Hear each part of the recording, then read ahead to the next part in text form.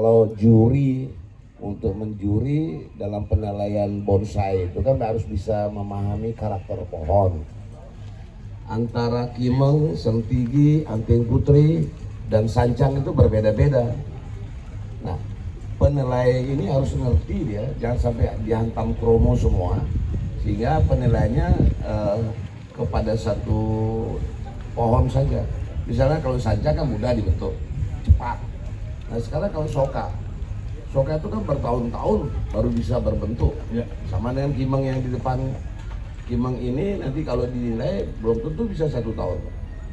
Berbeda dengan anting putri, berbeda dengan sendiri. Ya. Nah untuk itu setuju enggak Pak Dekari dengan saya bahwa tim jurinya harus dibikin paham dulu, ya, supaya dia bisa menilai dengan pohon-pohon itu tergantung karakter pohon.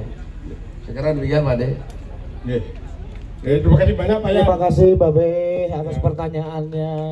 Terima kasih banyak juga kepada Pak Yannya juga. Betul, karena beliau hadiah bajunya. Karena beliau juga sama barusan katakan juga tidak bisa memukul rata pohon itu. Nah, pertanyaan juga dari Babe itu barusan seperti itu. Silakan Kak. Nah, betul sekali itu memang ini yang menjadi perjuangan kita dari dulu Pak Yan. Waktu di Gianyar saya sempat ya agak bersitegang dengan Pak Gunawan, Ketua Dewan Juri. Waktu itu kita membahas masalah karakteristik pohon harus dipahami oleh juri. Karena apa?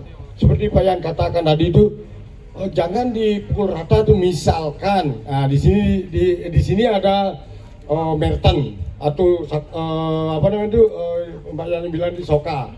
Kemudian di sini ada sendiki atau di sini ada sancang lah yang paling gampang untuk ini. Nah, untuk di dalam penilaian itu misalkan nilainya itu sama atau mungkin 1 poin lebih kecil dia ininya Merton atau sokanya ini. Kalau saya dulu terserang aja bila saya buka kartu waktu saya tugas menjuri dulu, saya naikkan ini. Saya hargai senimannya itu membuat Merton sampai ranting itu mendekati sancang ini, itu perjuangan luar biasa tuh, tidak gampang itu. Jadi sehingga akhirnya kita tuh benar-benar kita hargai perjuangan yang punya ya trainernya gitu. Nah jadi walaupun nilainya itu memang lebih tinggi 1 poin misalkan sancangnya ini, tapi kita ini alihkan ke sini dengan alasan itu perjuangan kita, sehingga akhirnya jadi tidak sekarang itu kalau udah seperti sekarang misalnya seperti saya jelasin tadi itu Merton, soka, asam tuh setengah mati dia tidak akan ini sulit dia akan muncul mengalahkan sancang, mengalahkan anting putri gitu ya, sulit dia. Tapi kalau tidak diberikan seperti itu, dipahami karakteristiknya itu perjuangan kita dari dulu sebenarnya Pak Yan. Mudah-mudahan dengan adanya ketua baru nanti semuanya bisa diini. Karena apa? Selain itu berkaitan dengan masalah diklat Pak Yan. Mestinya memang diklat PBBI itu digalakkan lagi gitu. Karena apa? Karena bukan apa-apa itu kan. Jadi teman-teman kita juri itu bisa 5 langkah di belakang trenernya atau di belakang kolektornya gitu ya. Jadi sekarang perkembangan bonsai itu luar biasa sekali. Sementara diklat kemampuan juri kita itu masih ini bukan apa-apa, ini terbuka aja walaupun saya didengar juga saya bukan juri ya. Tidak apa-apa, kita terbuka Kak. Saya ini mengatakan demi kemajuan bonsai ya, demi kemajuan bonsai. Oke, siap. Ya, itu Pak yang. Ini 2 pertanyaan 200 Kak. Ya, jadi saya sangat setuju dengan apa yang disarankan oleh Pak Yan Wisnu tadi. Setuju sekali itu ya. Ya, Pak De, lagi satu Pak De. Oke, silakan. Karena saya kan pemain bonsai dari tahun 80 ya. Ya, berapa tahun tuh Pak De, mungkin baru juga bersama dengan saya.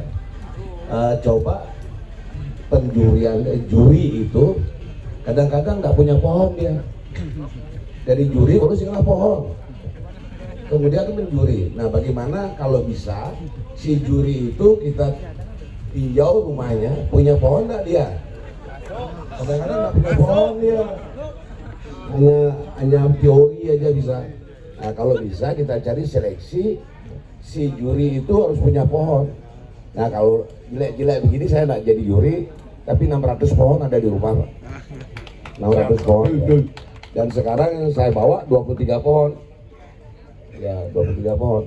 Jadi enggak tanggung-tanggung kalau saya bawa betul. Ya, Pak De, bagaimana? Jawabannya Pak De, silakan. Betul. Ini Pak Yana yang ngomong ya, bukan saya. Sebenarnya saya sih mau ngarah ke sana. Tapi kan Sebenarnya mau ngarah ke sana tapi belum berani, ternyata ada yang meluruskan ya Kak. Itu kan. saya kan ada. Jangan takut Kak, emang kita di sini perlu keterbukaan demi kemajuan bonsai Indonesia. Memang sebenarnya gimana ya kita katakan, gimana kita tuh bisa mengeksekusi pohon tuh, menilai pohon tuh, sementara kita tuh tidak punya pohon, mau di ini mesti nyiramin pohon ini, pohon sandigi seperti apa, nyiram pohon sanjang itu aja nggak tahu gitu, misalkan apalagi ngerjain pohonnya. Wong bonsai nggak punya dia. Memang di sini memang agak dilema ini Pak Yan. Tapi itu sudah pernah saya di dalam rapat dewan juri dulu, sudah pernah saya waktu di Jember saya ungkapkan itu Pak Yan. Tapi jawaban itu mereka ya teori kan paham tuh. Mereka udah dibekali dengan teori. Cuma waktu itu saya tidak terima, Pak. Saya itu secara teori saya paham Pak, dan saya juga mengerjakan. Ternyata teori yang ada yang kita dapatkan cuma 1-2 hari di diklat itu ternyata jauh sekali menyimpang dengan realita kita mengeksekusi atau mengerjakan pohon. Kita sudah bilang begitu, yang itu sudah masuk dulu waktu rapat dewan juri di Jember gitu. Ya memang nanti ini memang penting sekali sebenarnya, makanya kalau di diklat PBB pusat itu digalakkan, mungkin nanti bisa masuk juga ke hal yang ini. Jadi kita tidak usah ngomong jauh-jauh, ini memang rekan-rekan kita, teman-teman Bali itu juga jurinya juga memang belum banyak yang punya bonsai gitu ya. Jadi ya itu ya, belum banyak, apalagi yang ngerjakan gitu ya. Nah itu mohon maaf, jadi makasih banyak Pak Ya, ya. makasih banyak Pak Yan katanya atas pertanyaan dan langsung dijawab juga. Ya, Pak Yan ngomong Saya ya. tidak ikut.